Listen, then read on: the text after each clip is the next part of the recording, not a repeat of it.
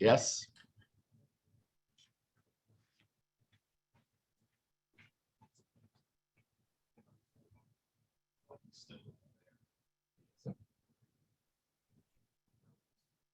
Okay, yeah, you do it at 50. Yeah, I don't know where he went. He asked us to be there at 10. Okay, thank you, sir.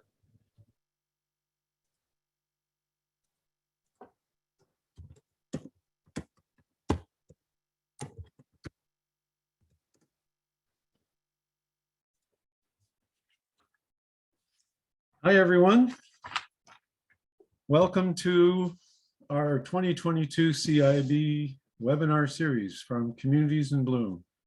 I'm John Loheis. I am part of the board of directors of Communities in Bloom, and we welcome you to the first seminar this summer for 2022, spring summer.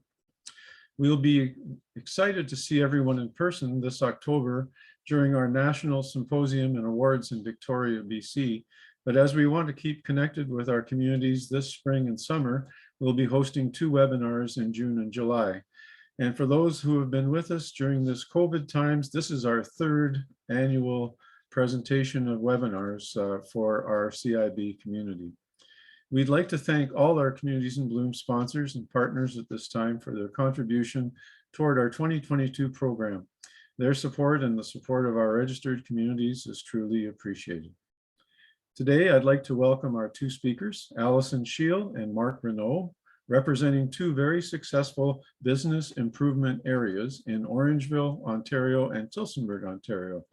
In today's webinar, Alison and Mark will describe their programs, how they achieved success in combination with community partners in activating their community and in creating great downtown environments. Please feel free to ask your questions using the Q&A feature throughout this presentation, throughout both of the presentations, and we will do our best to address them all. So if you're unfamiliar with the Zoom, it's the Q&A feature is at the bottom of your screens.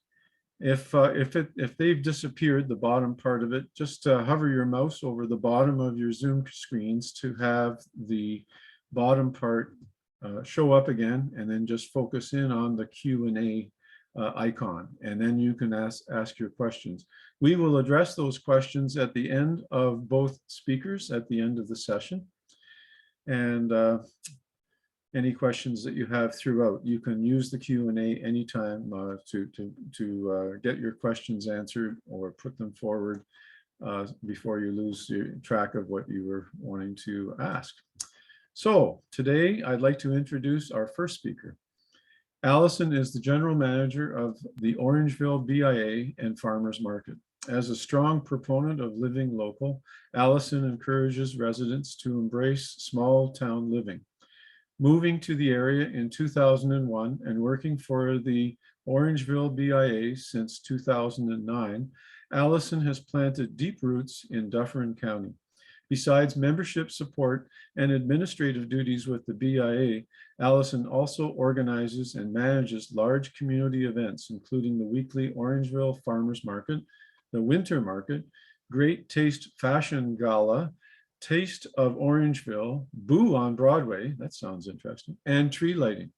Alison is a director on the Orangeville Blues and Jazz Festival Board of Directors and volunteered for several years on Orangeville's Community in Bloom Committee. By the way, Orangeville is participating again this year. Alison studied political science at York University and human resources at Ryerson University. Thank you, Alison, for joining us today. And over to you, Alison. Thanks very much for having me. I'm going to, and I suppose it's not Ryerson University anymore. It's now Metropolitan Toronto, I believe, University, or something to that effect. So my apologies for that error in my bio.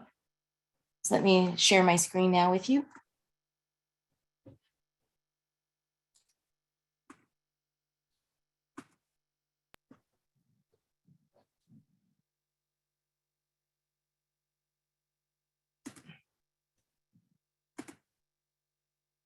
Hopefully you can see it there.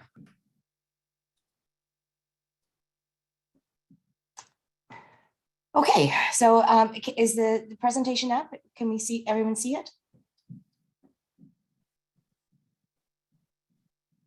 I'm sorry, is someone there to just confirm that the Yes. screen is being shared? Thank you very much. Thank you. I just didn't want to keep talking to make sure that I was good.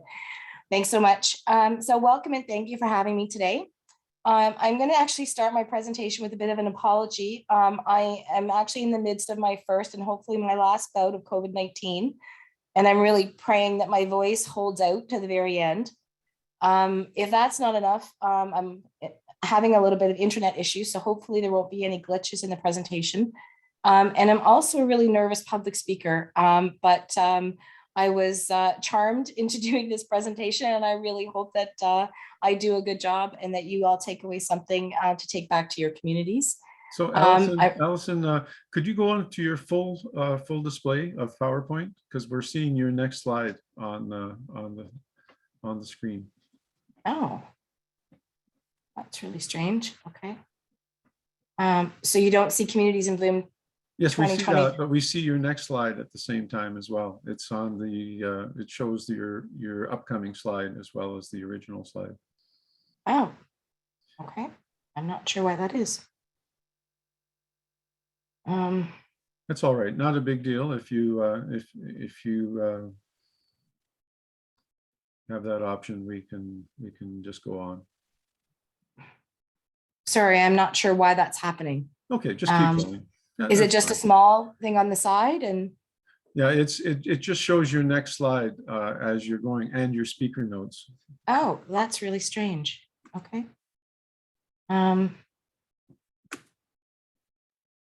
There you go. Okay, we're set. Okay.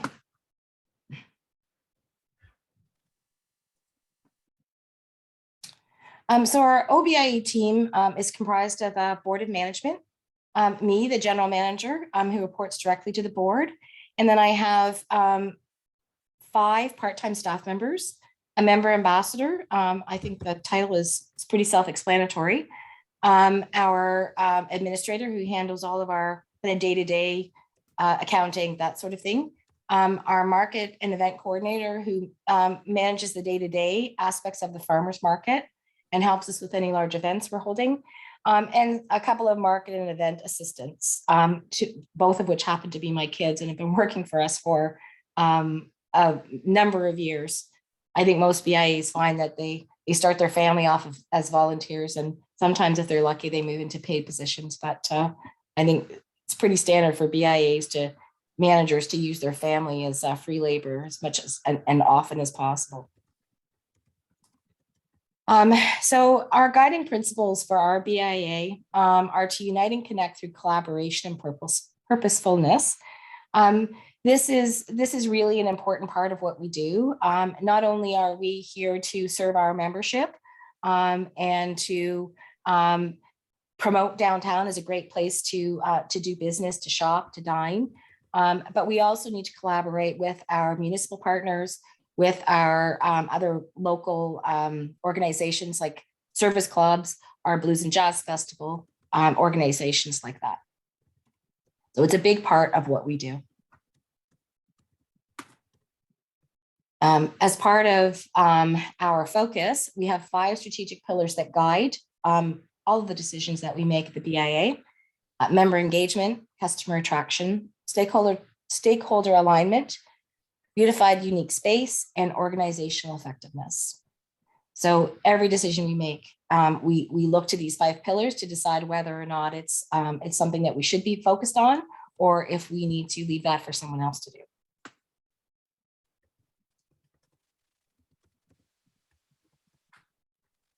Our sorry, because I don't have my speaker notes now, I'm a little bit sunk. So I'm afraid I'm just gonna have to.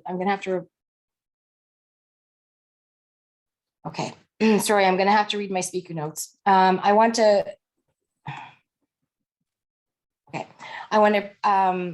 preface the following presentation by reporting that downtown Orangeville came through the pandemic really well. Our vacancy rate is less than 1%, and we gained more businesses than we lost during the pandemic. I think there are a few BIAs that were this lucky, but not all of us. And we were in a in a great position. Thankfully, our BIA is the economic center of our county. And I think because of the really wide range of business mix, lots of service businesses, retail businesses, and restaurants. We had the people working downtown to support the businesses that were open, and we have a community that really rallied again around our local businesses and supported as much as possible whenever possible.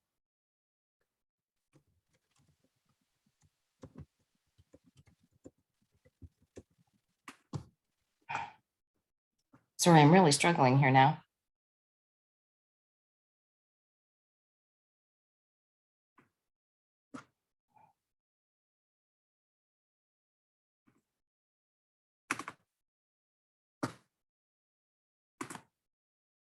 Okay, so member engagement, our first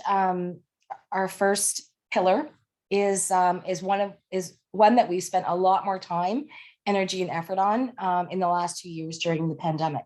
It's something that we've always tried to do, but our success was limited because we just didn't have enough staff to manage everything else we were doing and truly engage the membership kind of on a one-on-one level. Right before the pandemic, we hired our member ambassador. She actually started 2 weeks before the pandemic hit. And the job she ended up with was really not quite the job that we hired her to do, but she was amazing and jumped in with both feet and has done an outstanding job. So some of the things that how we connect with our members through social media, through member news, like weekly member newsletters. There's in-person visits when we can manage that. Obviously during COVID, there was a lot less of that than there is now. We help them by promoting their businesses online. We create curated gift guide ideas that we share on social media. And we manage our own social media. And in doing that, we are helping promote all of our downtown businesses. We also host member contests, and these member contests are designed to engage them in what we're doing, in the spirit of what we're doing, and to create a fun and festive atmosphere for our community. So this Great Pumpkin Pop-Up contest was a pumpkin carving or decorating contest that we held during our Boo on Broadway event last fall, I'm sorry. And we had, I believe it was 64 entries. And these are just a few of the kind of the top earners for votes. And it was a really fun event, and it was very well received, not only by the public, but our members really enjoyed doing it. And I will definitely be doing that again. We donated, the winners not only won some local marketing bucks, but we also made donations in their name to our local homeless youth shelter. So I believe $1,000 was donated to the youth shelter in town in the names of the 3 businesses that won. So we're pretty proud of that. We also hosted a window decorating contest every holiday season. And the winners get bragging rights, and they also win some downtown marketing dollars that they can use to spend however they choose to help promote their business. We also, alongside this contest, we also ran a selfie contest, and for every selfie that we received that was posted on our social media pages, we donated $2 to our local food bank. I believe the total donation was $500. But we also have a group of very dedicated members who we call our Better Together Task Force, and they have come together to collaborate on their ideas, to bring them to us, and to help us initiate those ideas, to help us bring those to the street. And so in the last few years, because we weren't able to do large scale events, we started buying Halloween decor items, large scale Halloween decor items. And we started with a few items on the lamp posts, and then we started putting them in the garden beds in and around downtown.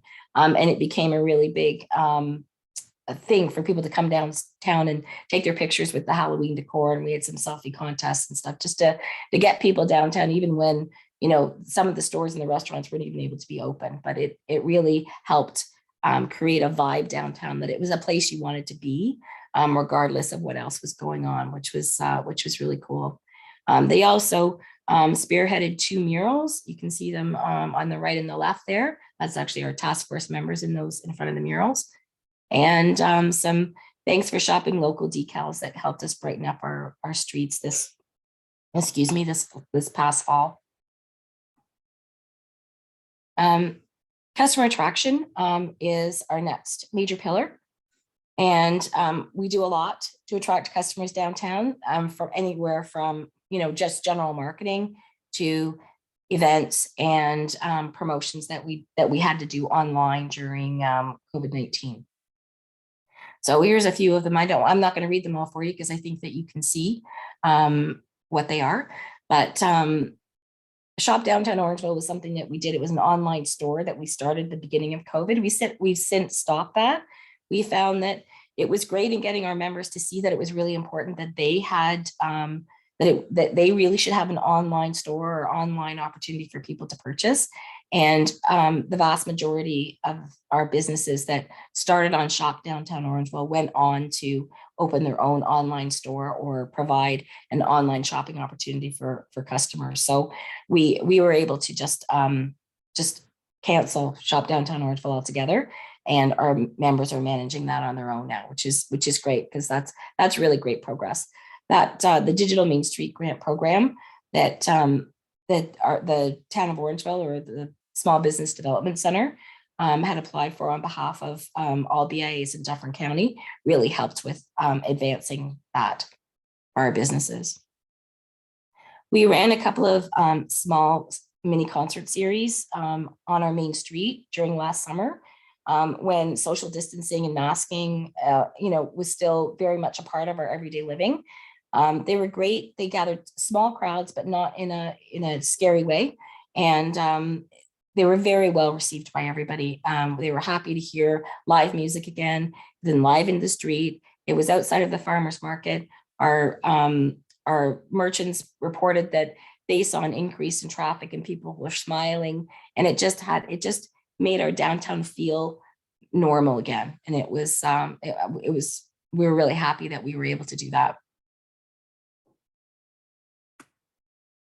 Here's just a brief kind of visual of the kinds of things that we did over the last couple of years.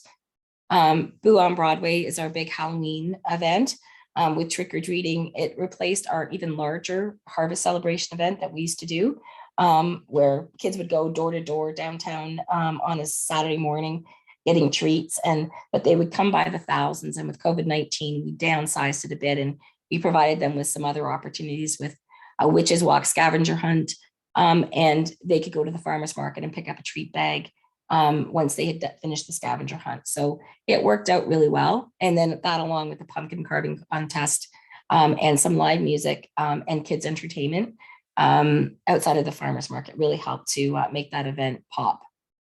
We had an Easter egg hunt during Easter. We had a coloring contest at the very beginning of COVID, and that was really nice for us, because it wasn't about trying to promote our downtown as a place to shop. It was just a reminder that we're here, and when things are better, please come back. Here's a video that I'd like to play for you. This is one of the initiatives. We received some funding through Innovation Guelph in collaboration with our Small Business Development Center, and two other of our Dufferin area BIAs. We were all given some funds to produce a video about our restaurants. We focused on takeout because it happened during one of the shutdowns. Each of the other 2 communities, they also focused on their restaurants, but their take was slightly different than ours. And it was great to see that we each had our own personality was in each of the videos. So I'm going to try to play this for you now, and hopefully it will work just fine. Please let me know if there's any issues.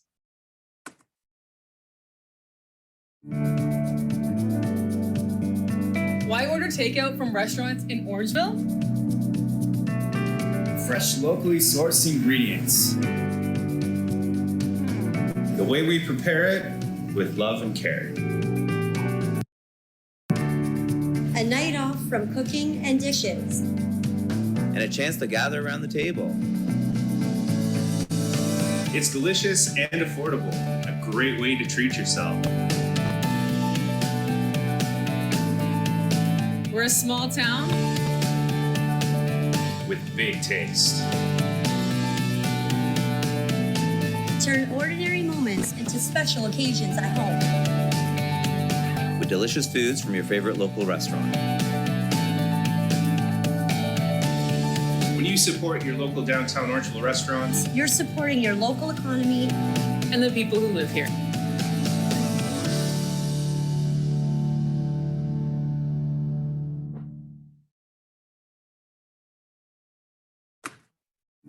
Oh, sorry about that.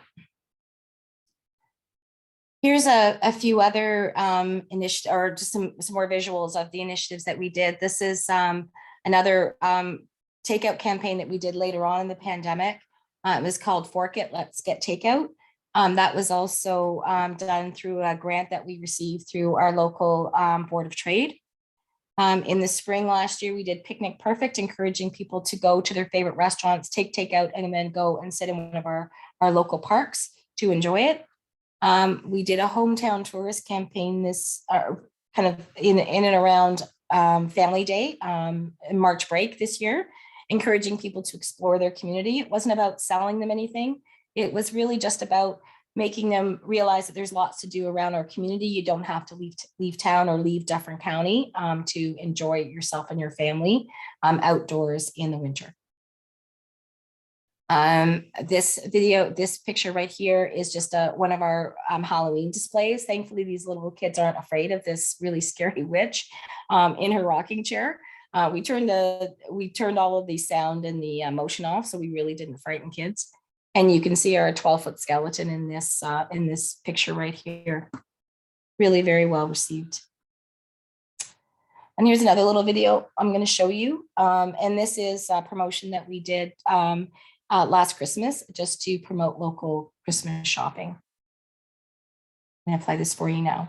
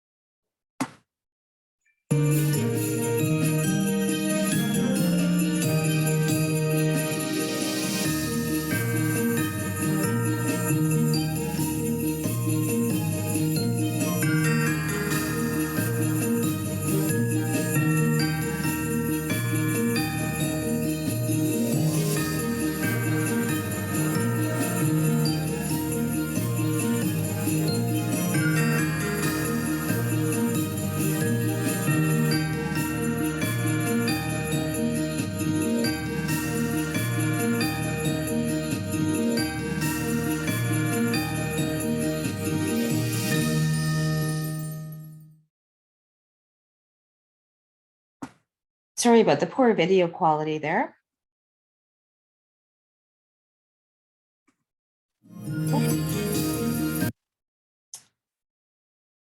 And finally, I was going to highlight a few of the bigger events that we had, Blue on Broadway, but I did that a few slides ago because don't have access to my speaker notes, so I am kind of winging it here, as I'm sure you can probably tell. Our downtown Orangeville Shop the Sidewalk sale we held in late August. We combined that with some live music on the street and also some live kids entertainment. We had a live book reading, a children's book. We had some children's entertainers. We had a magician come, and we had a Munch storyteller come. Kids thought it was great. It really made our downtown feel like it's a place that you want to have your family come and spend an afternoon. And finally, our Joy Book promotion was something that we did this past Christmas, and it was to encourage local shopping downtown. And I'm going to show you a quick one more video. I promise this is the last one on how the initiative worked.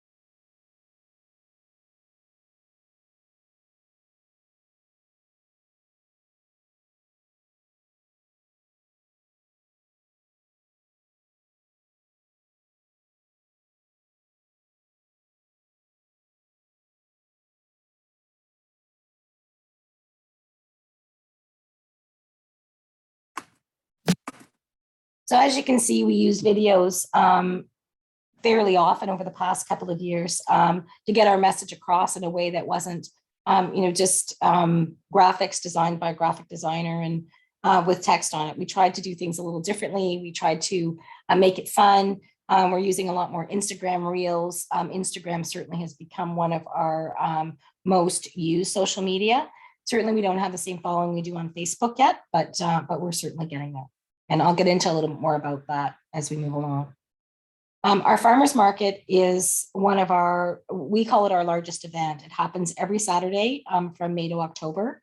And we recently changed our winter market from every other Saturday to every Saturday. And so this was our first year doing that. Unfortunately, with the COVID shutdowns and our town's policy on using public spaces during those lockdowns, we were shut down for several weeks this winter. However, all in all, it was still a very worthwhile endeavor, and we'll certainly be doing it again next year. So there's some stats here regarding our summer market and our winter market, and you can see that the winter market's a little bit light just because of the shutdowns that we had. But the summer market was actually a very good market, considering we had, I think we had maybe 30% fewer vendors than we do in a regular year, just because of the social distancing requirements for the farmers market vendors. We just didn't have room to have as many as we normally do. But the community really rallied around the farmers market. I think they were so excited to have something outdoors to do that was somewhat social, and they could see their friends and do it in a safe way. So it was a very popular place to be last summer in our downtown. I think we had really good weather most Saturdays, which was great. Knock on wood, we had the same this year. And we're looking forward to a great season. We actually opened our farmers market season just last weekend to a great crowd. We probably had about 3,000 people attend. Our market runs from 8 a.m. to 1 p.m. We had some face painter, we had balloon artists, we had our local hydro company, Orangeville Hydro, came and gave the kids lift truck rides in their big lift truck, which is great. And if you've ever been to downtown Orangeville, you know we're at the top of a hill. And so when you get into this lift truck, you can see for miles, and it's a really, you can see Island Lake. It's a really great experience for the kids to see Orangeville from the air. So that's something that we like to do at least once a year. So here are our social media stats. Our downtown website, downtownorangeville.ca, is fairly well used, though we know that we can do better with this, and we know that we need to have our website needs to be updated, and we are planning on doing that at the end of our rebranding project, which is happening later on this year. So we're hoping that those stats improve as we move forward.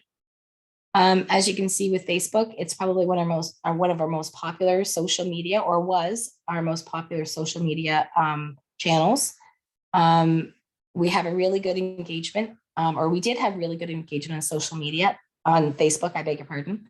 It's gone down a little bit and is being overtaken by Instagram, where we find that we get most of our engagement, most of our likes, most of our comments, shares, is happening more on Instagram versus Facebook.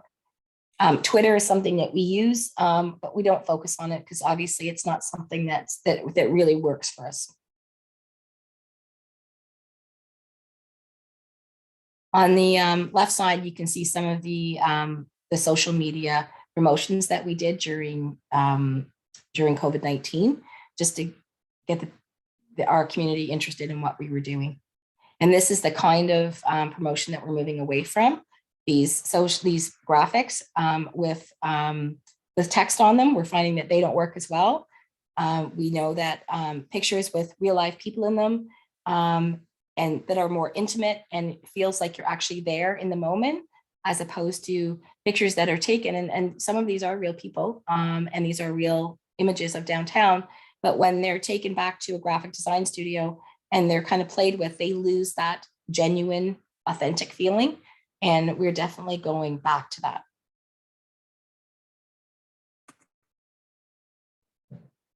We felt very fortunate this year to be the winner of the Town of Orangeville's Arts and Culture Award for community impact by an organization for all of the initiatives that we did in 2020. I guess it's the second half of 2020 and into 2021 for everything that we did during the COVID year in order to promote downtown and to make our downtown a place where people still wanted to be and to have some fun at a time when there wasn't a whole lot of fun going on. So this is something we're really proud of. You can't talk about BIAs, or at least not any of the ones that I know, without talking about parking. It's normally a really big focus of what we do because we find that parking is always at a premium. And even though, we've had a parking study done several years ago and it said that we had lots of parking, if you come to our downtown on a Wednesday afternoon when our theater has one of its matinees, there isn't a spot to be had anywhere. So unfortunately, during COVID, we didn't have that parking problem. And that told us that we had an even bigger problem. And that is always a concern to a BIA. If you have too much parking, then there's you're not getting the people downtown that you need, or those parking spaces should be converted into something else, residential buildings, mixed use spaces, or whatever your community needs. But having too much parking shows a visitor that you're not a destination that they might not want to come back if you've got way too much parking, because they're wondering why there aren't more people there.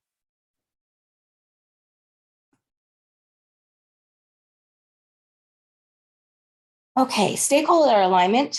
As the reason for us all gathering here today, it's about engaging with your community, engaging with your stakeholders, partnering with them to do all the things that they need your help with and you need their help with. And we are very proud of the partnerships that we have built with our local service clubs, with our Orangeville Blues and Jazz Festival, whose festival starts at the first weekend in June.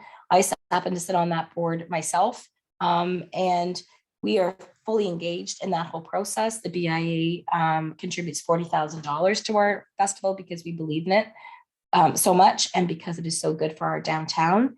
And in turn, the Blues and Jazz Festival helps us promote downtown to the wider, Southern Ontario. So, and even into the United States. So we're, that's a really important partnership for us. Our board of management also sits on several town committees: Heritage Orangeville, Economic Development, Arts and Culture. And right now, the town of Orangeville is also taking a look at its official plan. So there is an official plan steering committee. We also sit on that. We also have members who we volunteer at our local food bank. I do personally, one of our board members does. So it really is a small community, and we all try to do whatever we can to support each other. And when you make those connections personally, it also helps you make those connections, from organization to organization. And I highly recommend that to anybody that's really trying to make connections. Is don't just try to do it through an email. Do it from like going to a meeting and helping out and helping them doing the things that they find important for their organizations, and then they will come and support you doing what you're doing. That's our motto, and it's my advice to anyone looking to make really strong connections. We have a great partnership with our Orangeville Library. We do downtown story walks where the library will print up large storyboards, and we put them around our downtown so people can take a stroll with their kids and read the story as they stroll around. We partner with our Economic Development and Tourism Office on marketing and grant opportunities. We partner with our Orangeville Hydro. They bring in their lift truck for opening day of our farmers market. They also help us install this gigantic Christmas tree that you can see the image there. It's 30 or 40 feet. I can't remember how tall this one was, but this was cut down from a local resident's front yard and donated. We have a local tree company that subcontracts for the town of Orangeville, and they go and cut it down for us. Orangeville Hydro picks it up on one of their trucks, they deliver it, and then Public Works installs it for us and then decorates it. And the BIA organizes all of this and pays for the decorations. So it truly is a partnership. And one of those things that's really feel good when that tree goes up and it lights up on the tree lighting night, everybody takes pride in how that tree looks. It really is a very community spirited moment and something that we all really look forward to. We also rely on our Parks and Rec department and our Public Works departments for helping us with our streetscape initiatives like our Halloween decorations and just keeping downtown clean and tidy. Which brings us to our beautiful, unique spaces pillar. And of course, this is what most people think of, especially, Communities in Bloom. Your first thought, and well, before I was part of Communities in Bloom, my first instinct was to think about how things looked. But we all know that Communities in Bloom is a lot more than that. But as far as the BIA is concerned, we can't make our space beautiful and unique without those partnerships from our horticultural contractor who, puts up our floral displays and takes care of them so beautifully. We couldn't do it without Public Works cleaning our streets and cleaning our sidewalks. We couldn't do it without a local club, a local community service group that helps people with developmental challenges. And they go around and they clean up litter as part of their programming. They also fill up our brochure boxes for us and they deliver our posters. So all of these kinds of connections are incredibly important to what we do and to make our streetscape look beautiful. As you can see on the right-hand side, this just gives you an idea of the kinds of things that our streetscape plan includes, how many planters we have, how many light displays, how many hanging baskets, that kind of stuff. But that's just really only one little part of our beautiful streetscape.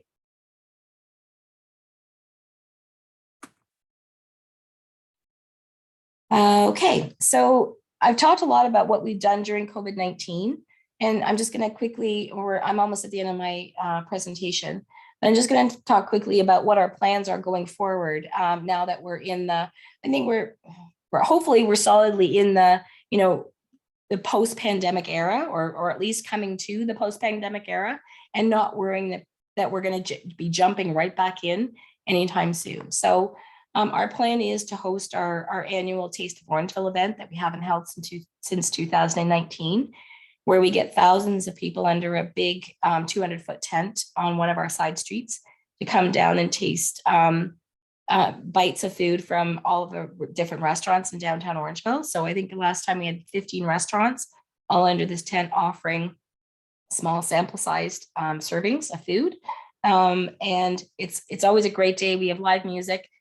It really attracts the foodie crowd, but it also attracts people who have never been to Orangeville and want to come and see what our culinary offerings are all about. Because we do have a bit of a reputation for our restaurants. We're also going to be undergoing a strategic plan update this year. It's going to be a short-term plan to kind of get us through the post-COVID era, and then we'll redo it once we're solidly out and on really strong footing to go forward from there. We're going to be purchasing some more seasonal decor to add to our Halloween and our Christmas offerings for our community. We're going to be undergoing a big branding project where we're going to be rebranding downtown. The town of Orangeville just recently underwent a rebranding for their tourism division.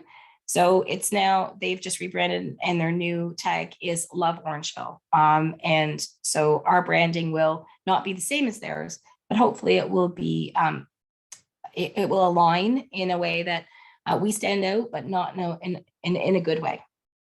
So we're really looking forward to that project being done. It's been about 5 years in the making. We were waiting patiently for the town to finish theirs. And now that it's done, we can move forward with ours. We are also, unfortunately, just coming out of COVID, we have a really large sidewalk reconstruction project to look forward to late this summer, where 4 of our heritage blocks are the largest section of our downtown, from 3rd Street to John Street, if anybody's familiar with downtown Orangeville, will be torn up. All of the sidewalks and boulevards will be completely torn up and replaced. So we're expecting it to be a kind of a disaster, a dusty mess for about 3 or 4 months. And this project has been delayed now for 3 years. So we really can't put it off any longer. Our sidewalks are in desperate need of repair. They're cracked, there are lots of trip hazards, and it really is a liability issue and an accessibility issue. So we're excited about it being done because we know we're going to get this beautiful new sidewalk and new boulevards, and that it's going to be more, our downtown is going to be more walkable, it's going to be more accessible, and just safer all around. It's going to be more welcoming, but it is going to cause us some really big challenges this year. So we're trying to devise some programming that we can do in and around the construction. And that will depend on where the construction is at any given moment. So it's a play it by ear summer for us. And our fall and winter events might also be impacted. So we're trying to be calm and just take it one day at a time. As part of that sidewalk reconstruction, we're lucky enough to be able to replace all of our waste receptacles. So we're going to get some nice new garbage and recycling cans. We're going to be getting some new accessible benches to add to the ones we already have. We're going to be getting some new bike racks and also a water refill station. So I think environmentally, we're moving in the right direction as well. We're also going to be installing various outlets around our heritage core. So we can create, so the BIA and the town, if they so choose, our members can create their own kind of mini placemaking areas.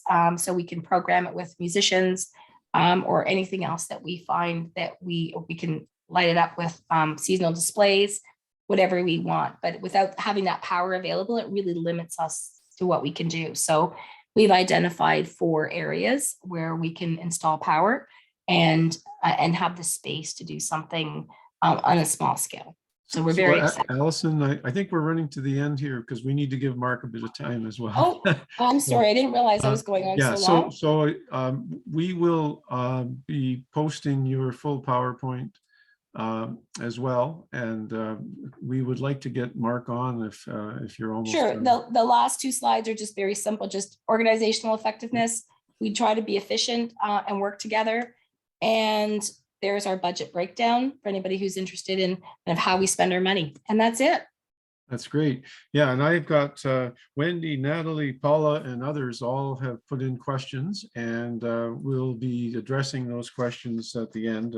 Some were very similar, and we'd like to thank you, Alison. Lots of information, and people have said, you know, will this be posted on our website? Yes, and we found that lots of people, including internationally, people refer to these presentations back even to 2020 and 2021.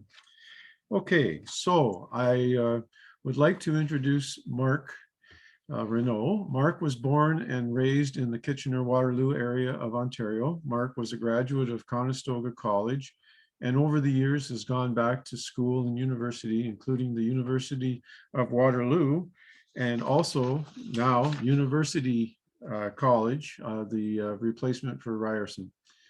He has worked most of his adult life in the hospitality industry through Pizza Hut and Kelsey's. Renault served on Tillsonburg Town Council, which offered great experience in advocating for the needs of residents and businesses in Tillsonburg. So, and I should correct myself, it was Metropolitan University. We're all trying to get used to this post naming situation. So thank you so much, Mark, for joining us today. Thank you, John. Mark. Good morning to everybody, and very excited to be here. I am the Executive Director for Downtown Tillsonburg. First thing I want to do is to sensitize everybody to what we do in Tillsonburg and showing you what our downtown looks like. Can you hear me fine? Yes. Yes, good. So there's a brief 3-minute video here. I just want this video, everything you see in this video, this is what our streets look like every day. Carly, who is our events and marketing person, we didn't go out and do anything special, but I just want people to look throughout this whole video. As you see everything, there was no special preparation done. We're very, very proud of how clean, like maniacally clean, the focus on that. So just watch this video. It gives you a sense of what we've done through COVID, and then I'll go into my presentation.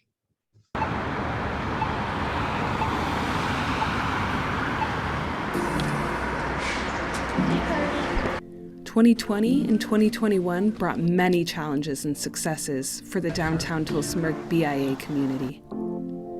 Downtown Tillsonburg businesses showed what they are made of. Tenacity, resiliency, and creativity. Our partners stepped up to offer support for our mission to use the combined strength of all the members in the BIA to beautify and promote the downtown as a place to eat, shop, live, and explore.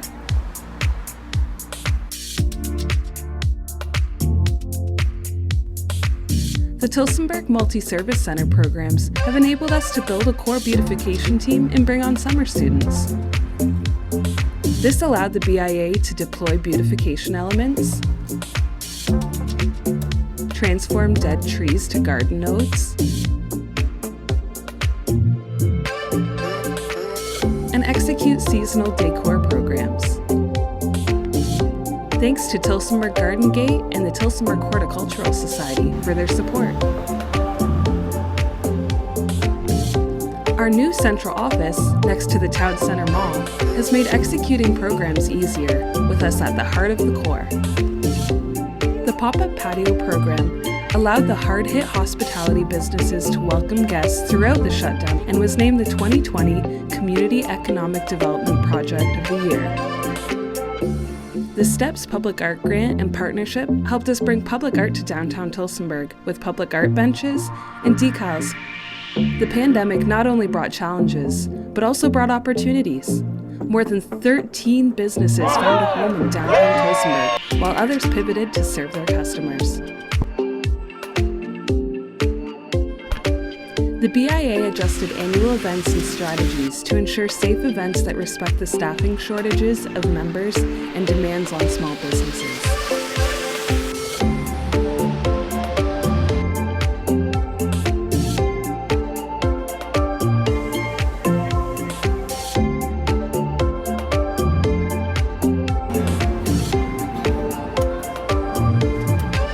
In between BIA events, we have supported members' events and programs.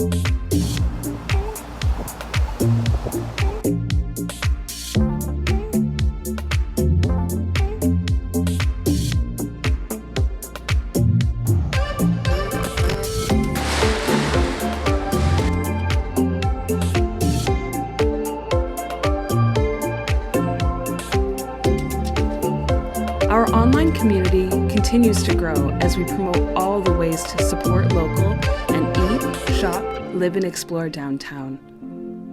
We continue to focus on communicating with our membership and being a helper in the community. The Downtown Tillsonburg BIA would like to thank all of the members and partners who've helped us move forward in 2020 and 2021. We look forward to all that 2022 will bring.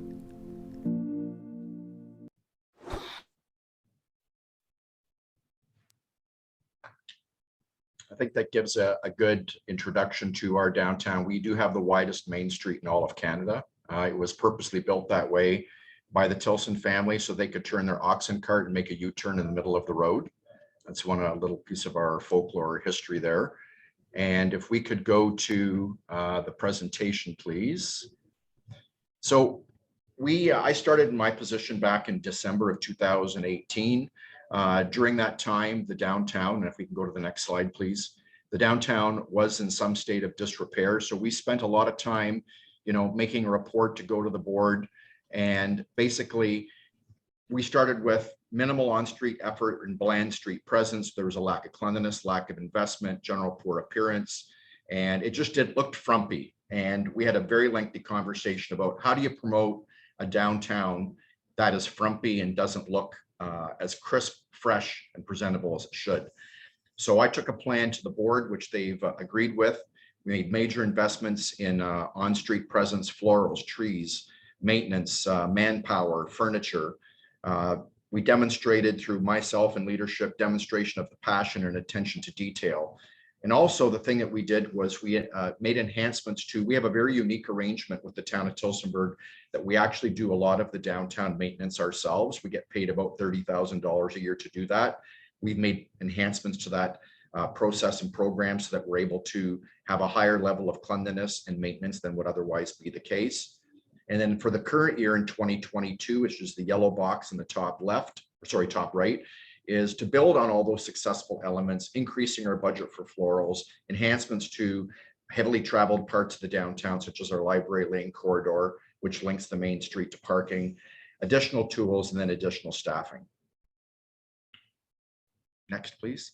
So again, one of the most important things I had to sensitize the board to, which they supported, is what are all the elements of community appearance? And it's not just one or two things, it's a whole bunch of things, but number one has to be cleanliness, impeccable attention and the detail. So we've got people out 7 days a week, 2 times a day, making sure the downtown is impeccably clean. Foliage and greenery, make sure we have enough pots and plants, make sure that they're watered and that they're cared for. The nodes where we've had trees die over the last number of years because it's a difficult environment, how do we reimagine those and make sure that they're being maintained properly? Trimming and manicuring our trees properly. We have that hadn't been done for a number of years.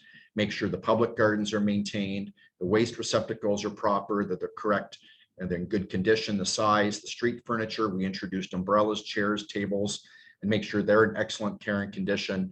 And then things that we don't often think about, but the infrastructure that might be provided by the municipality or help paid for by the BIA. So we have heritage light poles, make sure they're in excellent condition, the holiday decors, and the curbs free of all weeds. So a lot of focus on what the appearance is.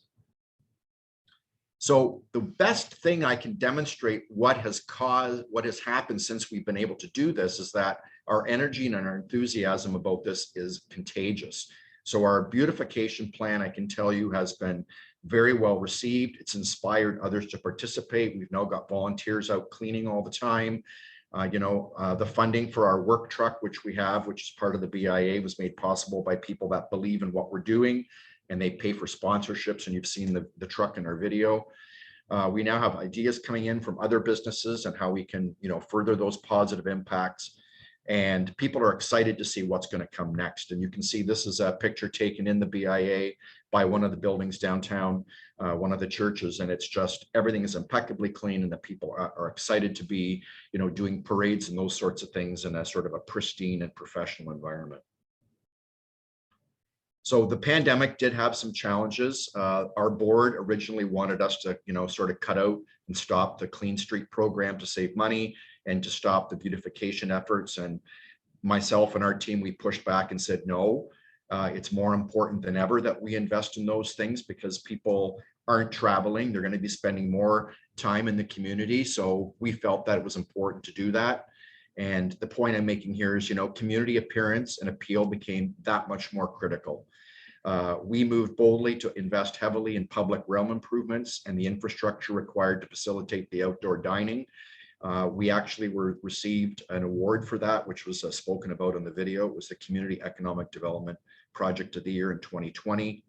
And the other thing we realized that as the pandemic went on, that more and more people were actually coming downtown and they were enjoying that we did have, tables and chairs and umbrellas, public realm that was very, very beautiful. So it became that much more important. So the enablers, I like to talk about this. So we have a beautiful truck that we use now that's been paid for by sponsors. There's a number of them now. We're getting our new truck next week and it's been renewed and I've got a waiting list. So the nice thing about this is that we can go do our own thing and we actually have the tools to do the job properly. So this is why I call it an enabler. It's also allowing us to use our truck for special events, for promotions, parades, store openings, and other activities. So this is a best practice that we're very excited about and people believe in and see this has obviously been a key part of our success. And some ongoing challenges, what we found the last couple of years, given the heat and climate change issues, it is difficult keeping plants hydrated.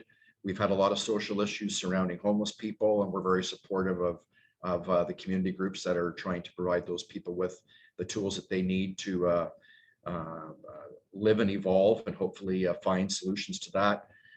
Part-time students, a lot of people weren't working during the pandemic for whatever reason. That was a challenge. We talked about climate change events. It's never been so windy before, so that's been a challenge.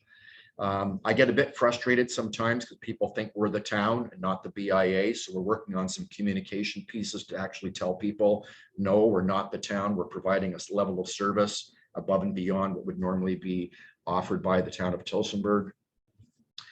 Continually selling the importance of clean streets and impeccable maintenance regimens. And I mean, I can tell you that there's so many people that obviously appreciate what we do, but there's a cost attached to it. And it's making sure people realize that if we didn't do these things, what would the downtown look like? And this has had a very positive impact on economic development and population growth, which I'll speak a little bit later. And we're also reworking some of the ground level nodes to replace dead trees, which you saw in the video. And the Tillsonburg Horticultural Society is actually donating all the plant specimens, the soil and the ground cover to help make that happen.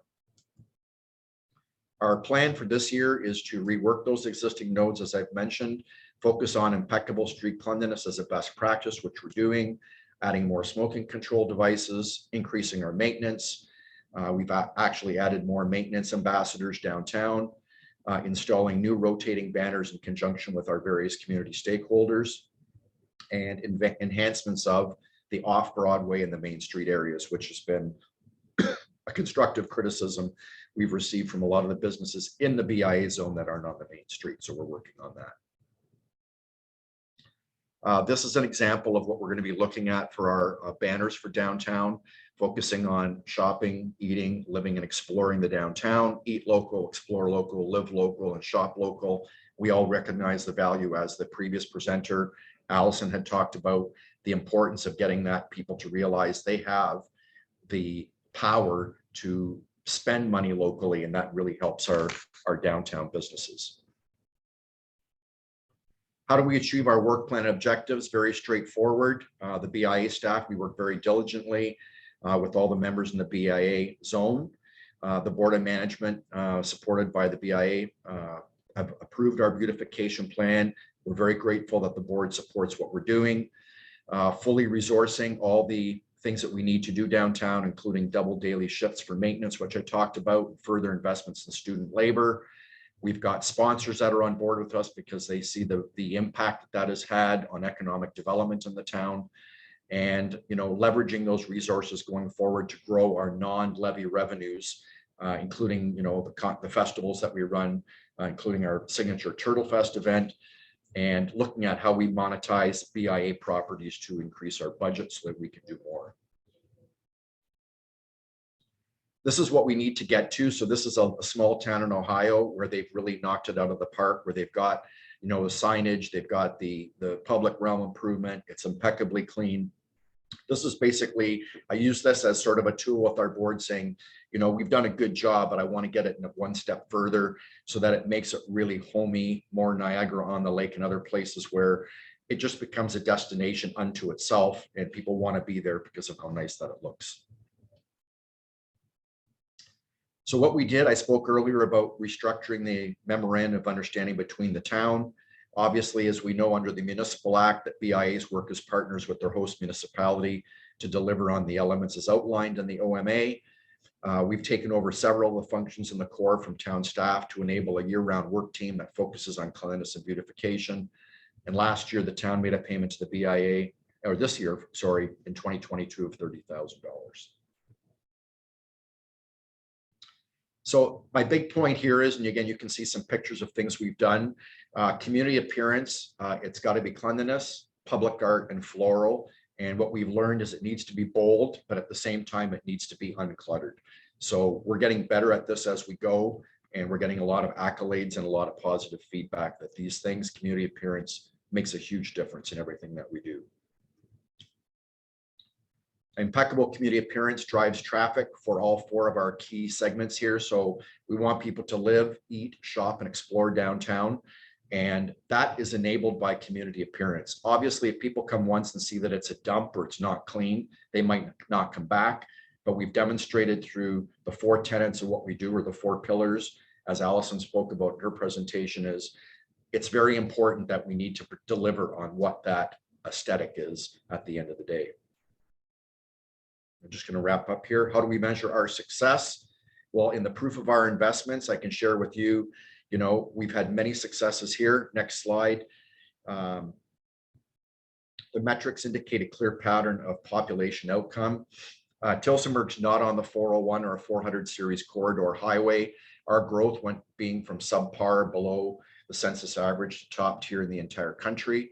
There continues to be evidence from many people who I speak with and others speak with who drove through our downtown, and once they saw what it looked like and how clean it was, they've actually, that is the major primary driver of their factor and location to be in Tillsonburg. In a change since the video that was produced last fall, we've actually now had 26 new businesses open in the downtown. Alison spoke to, there's not many BIAs that can speak about that. And in this May of 2022 alone, we have 4 new restaurants that are opening. And similar to Orangeville, we have a vacancy rate which is the lowest in decades. It's actually below 1%. We had record population growth in the last census, which was released earlier this year. 17.28% was the highest in Oxford County, the second highest in Ontario, and the third highest in all of Canada for either a census agglomeration or a census metropolitan area. So we believe that some of that has been driven by our beautification initiatives and keeping that impeccable focus on the public realm and how amazing things look in our downtown. So in summary, community appearance definitely is a deciding factor in recruiting new residents. Cleanliness and aesthetics drives investment in the downtown core. We have on-street ambassadors, and they're a conduit for a safe, clean environment for people downtown and hospitable. We have a maniacal focus on community appearance, and we've also discussed this with the Police Services Board and the Ontario Provincial Police, who patrol Tillsonburg, that it actually reduces crime. Investments in public realm initiatives creates a contagion with private business owners, and our BIA budget has been positively impacted by increased sponsorships and non-levy revenues. And whenever, Mr. Chair, whenever you're ready to entertain questions, I can answer any questions. Thank you, Mark. I really appreciate your presentation, and Alison and Mark both prompted a number of questions by our groups. First question, and it can be addressed, I think, to both of you, but first to Alison. The use of videos, who is the target audience for videos that are produced by the BIA? That's a really good question. And the answer is that it has changed. So I would say that our focus has been more on families than it ever has been before. And the use of Instagram, those videos that I showed you were done in 1 minute segments purposely, so they would be good Instagram videos. And generally speaking, the demographic for Instagram is a lot younger than that for Facebook. So I would say that we're looking for a younger demographic. We want our families and the younger people moving to our community to recognize that downtown is a cool place to be. I think the people who've lived here a long time already know it, but it's the newcomers that aren't quite so sure about us yet. And Mark, would you comment? Yes, through you, John. I think we do different videos for different reasons. I would agree. We think that Instagram certainly is where it is. People want videos. They want them in a short iteration. The one I showed you at the beginning of our presentation, that was largely internally produced for town council, members of the community, and for our board of management, so they could just see the things that we've done. But it depends what it is. A lot of our video that we do produce is specific to festivals, promotions of local events, openings, and so on. And those would be for the public. And the demographics, I think we're trying to achieve that with everybody. But definitely, you know, there's less on Twitter, more on Instagram, TikTok, that sort of thing. But it is changing all the time. Okay, while you're up, we have a question from Lorraine. They are struggling to convince the council, their council, that beautification translates to economic development. Can you offer further thoughts about that? I can start with that. This is, I guess, the existential, thing we need to wrap our heads around. How do we quantify that so that people see it? So one of the challenges I think all BIAs have is what are the metrics that we need to track so that we can present these things. So I've developed, which I can send out to people, a scorecard for the BIA, which measures different things. We can measure traffic on the street when it's vehicles, but we don't have the technology yet to measure pedestrian traffic. But it's got to be, your vacancy rate, how many stores of opening are closing, how many businesses are locating in your downtown versus other areas, how many requests are you getting, how many calls are you getting, working with landlords. There's all types of things there, but we definitely need to, I think all BIAs need to do a better job going to your town council or city council on a regular basis, telling the story of what's working so that they're sensitized to it. Because there's a real deficiency of knowledge, not just with the general public, but even within the municipal world of what BIAs are and what role that they play. And we have to keep explaining that to people, and then they kind of figure, oh, now I get it. So. Okay, and I think Natalie has asked the question, what is the operating budget of BIAs and what is the percentage levy added to BIA's business? And I'll ask Alison to comment on that one first. Well, that's every BIA is different, and it really depends on how large their BIA is and how many businesses are part of it. Our BIA is about 250 businesses, and our levy is $460,000 a year. Our budget this year is a lot bigger than it normally would be, just because the last couple of years we weren't able to spend it all due to COVID-19. So it was rolled into our 2022 budget, so we could do these larger streetscape initiatives, our branding project, that kind of thing. But generally speaking, it is set by the Board of Management and approved by the town, by the municipality. And some BIAs, their levies $50,000, and some are, $1 million. It really depends on how big they are and how big their community is. And Mark? Yep. So in our case, we have about the same number of businesses in the downtown Tillsonburg BI. We have about 255. Our base levy that gets charged to the businesses is $157,000, which works out to X amount of dollars per business. But we have a mall that's downtown and they pay almost 50% of the levy would be paid for by them because they have the Walmart, the Source, and Canadian Tire.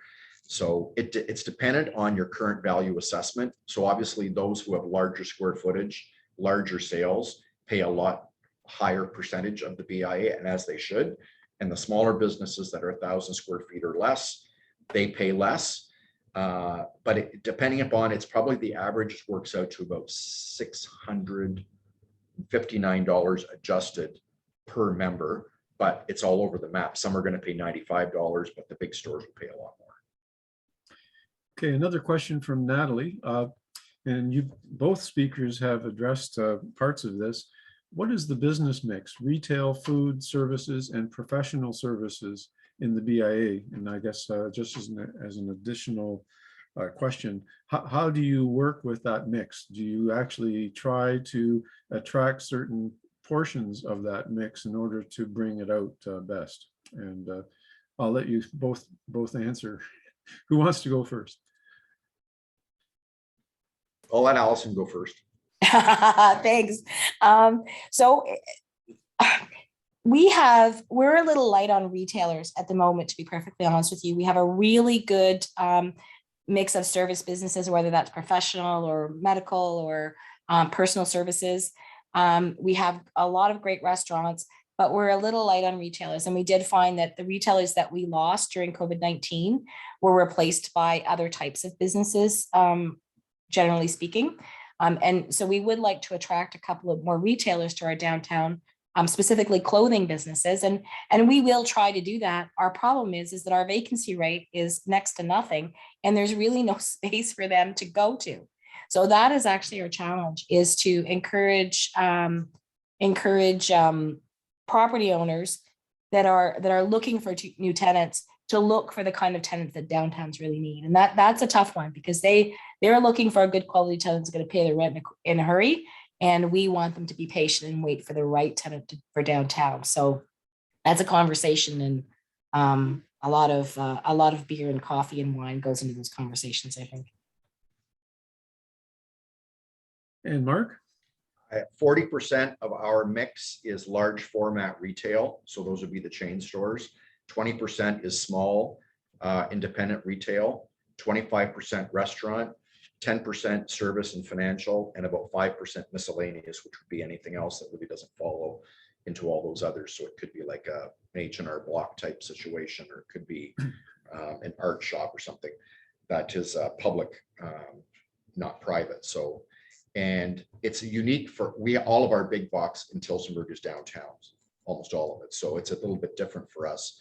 The challenge, and I would agree with Alison, is because our vacancy rate is really low. Our challenge right now, which is part of our 2023 business plan, is actually to go to town council and staff, and we need to grow the downtown. So the downtown is busting at the seams, as it were. It's been the same size since the BIA was created in 1978. So we need to get creative in terms of, we've got lots of surface parking that's not being used. Do we build more parking structures? But we do have influence over that. We want people to locate downtown. But I know Orangeville's gone through a population boom the last number of years, as has Tillsonburg. That's not the case everywhere. So, but our job as BIA managers and leaders is to try and get as many people to be downtown as possible. But it's difficult right now because we both have vacancy rates less than 1%. So that's a good problem to have, but it's a difficult one to deal with sometimes. That's great. We've come to the end of our questions because in everyone's, and I see Sonia has put some items up to everyone about further questions, how to contact both our speakers. And so that will come up within the Communities in Bloom website. A few closing comments. Both speakers have addressed the issue that homeless and youth shelters and support for homeless people to have other options both came up in the speaker presentations. Both talked about contributions to food banks, linkages to tourism. It seems to me that with all the great names and events that, for instance, that Alison brought forward, must be fun. The element of fun is really important. It can't all just be about raw business, but and I forget which speaker said this, but you want to have a place that people want to be at. And so things that might be on people's scorecards would be length of stay, cleanliness, repeat visits, perception of safety, use of public art, adding to the texture and diversity, both living in a plant format, as well as infrastructure and other hard elements. You know, PPS principles and placemaking, which some of you may be aware of, people may not know and be able to elucidate exactly why they like a place, but it's unconscious, but it comes together. And when you have a combination of these factors, that it looks great, it looks homey, you really feel like staying longer, that does translate into more visits and repeat visits and longer stays that where people actually don't just go whizzing by, but want to explore. They want to explore the interesting shops in a community. And I dare say, in my experience as a national and international judge, the communities that can create that feeling that it's a bit more intense, it's a little bit more homey, as for want of a better word, that allows people to feel comfortable when they're in a space. And many of the communities that have been part of Communities in Bloom, such as Niagara on the Lake, have taken that principle and have really put it forward for everyone's benefit. So in summary, Mark and Alison, thank you for your presentation today. We really appreciate all of your efforts. And you can see on the screen today the sponsors and partners that Communities in Bloom has, and we very much appreciate some of these incredible sponsors that help make our lives, and perhaps the contractors that BIAs have used, I'm sure they use these products. So everyone, thank you very much, and we'll call an end to today's webinar. The next webinars will be coming up starting June 9th. At 11 a.m. and this will involve champion green city leadership in your community. And I've been in touch with Bill and Rodney. The Communities in Bloom is very much integrating environmental and climate change adaptation measures as part of our judging grid. And so you'll be interested in knowing what communities are doing in terms of environmental action or climate adaptation plans. Many communities are already in process. So this will be a great session as well. And Bill Hardy is a member of our board, and you'll be pleased to hear from him. So thanks to everyone, and we will now sign off.